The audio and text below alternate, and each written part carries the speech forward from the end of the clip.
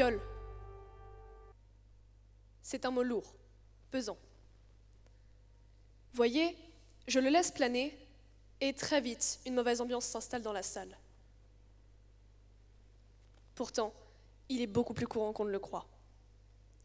Si vous prenez le temps de tourner la tête à gauche, puis à droite, vous observerez sûrement une personne ayant vécu une agression sexuelle. Mesdames et messieurs, je pense aujourd'hui parler au nom de toutes les victimes de violences sexuelles lorsque je vous dis ceci. Le viol existe, et le viol tue.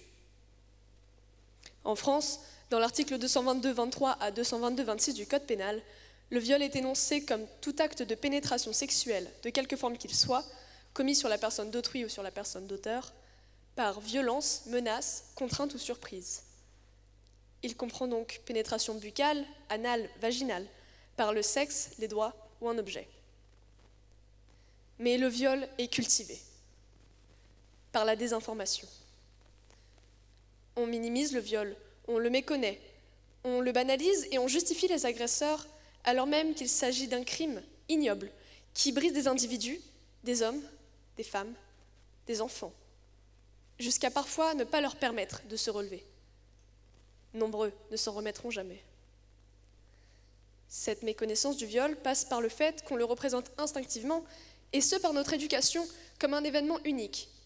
Un homme agressant une jeune femme au couteau sous un pont en pleine nuit, alors qu'elle rentrait de soirée et était en jupe courte, sûrement ivre. Mais ne soyons pas idiots, tous les viols ne se déroulent pas de la même façon. Il en existe sous tellement de formes que les victimes elles-mêmes ont parfois du mal à se le représenter comme tel, et ce parce que la notion même de consentement est bafouée par nos mœurs. Un rapport sexuel exigé suite à un service rendu est un viol. Retirer le préservatif sans l'autorisation de l'autre est un viol. Une fellation forcée est un viol. Mesdames et messieurs, nous sommes dans une situation d'urgence. J'ai bien trop souvent entendu dire ces derniers temps que le viol serait quelque chose de justifiable ou d'appréciable, que certains et certaines en jouiraient. Non, cela n'a rien de sexy ou d'attrayant. C'est un acte courant et destructeur à un degré de violence inimaginable. Et j'ai le regret, l'immense regret, de devoir nous annoncer que nous y participons tous et toutes.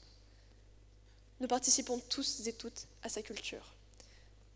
Ce viol diabolique et infernal, ce viol avec un grand V. Mais laissez-moi vous proposer quelques exemples pour appuyer mon propos. Vous êtes-vous déjà penché vers une petite fille se plaignant de se faire embêter par ses camarades et pour la rassurer, lui avait avoué à demi-mot qu'il était normal de se faire emmerder. « Oh, les garçons regardent sous ta jupe ?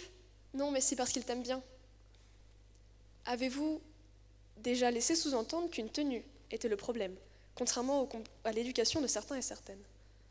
Non, mais tu vas pas sortir habillée comme une salope, hein. Si tu te fais agresser, ce sera de ta faute. Avez-vous déjà ordonné à votre propre enfant de se protéger des membres mêmes de sa famille ? Mais quelque chose de plus couvrant, ton oncle, ton père, ton frère sont à la maison.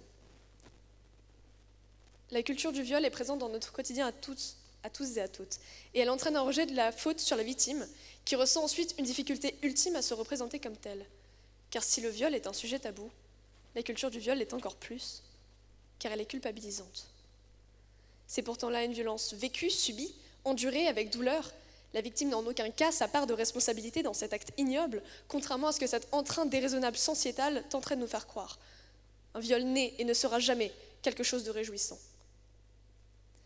J'ai eu l'immense privilège, car oui, mesdames et messieurs, aujourd'hui, à l'heure où je vous parle, c'est en effet un privilège. J'ai eu le privilège de ne jamais avoir vécu ce genre de violence. Le danger est omniprésent. Les supposées proies sont sexualisées à outrance. L'euphémisme est ce qui tue à petit feu des centaines de milliers d'entre nous. En effet, ne pas oser nommer ce que nous considérons innommable laisse entendre que cette violence subie ne doit ni être dénoncée ni avouée. Or, des estimations à minima ont été faites par le gouvernement français. 94 000 femmes seraient victimes de viol ou de tentatives de viol par an. En France, 94 000 femmes ? Cela représente 10 femmes toutes les heures, une femme toutes les 6 minutes. Mesdames et messieurs, c'est invraisemblable. J'aimerais avoir votre détachement. Malheureusement, je n'ai que ma peur, ma douleur, ma colère furieuse à vous partager. Cette infamie qui est tolérée sous des arguments fallacieux, je la redoute en permanence. ce droit fondamental à la personne que notre pays devrait faire prévaloir est bafoué, violé pour ainsi dire. Le droit à la vie, la sûreté, l'intégrité, la liberté, la dignité. Pensez-vous qu'afficher une charte dans une école est suffisant? Alors oui, j'ai peur. J'ai peur en permanence, pour mes amis, ma famille, pour moi. J'ai dit plutôt ne pas avoir été victime de viol.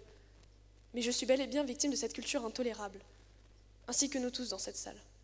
Nous sommes tous et toutes victimes de cette société. Mais posons-nous la question. Que souhaitons-nous pour les futures générations?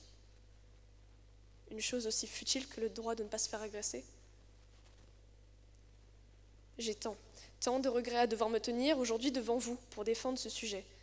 C'est bien là la preuve d'une urgence quotidienne et planétaire. Agissons, individuellement, agissons. Revoyons cette éducation du consentement chez les plus jeunes.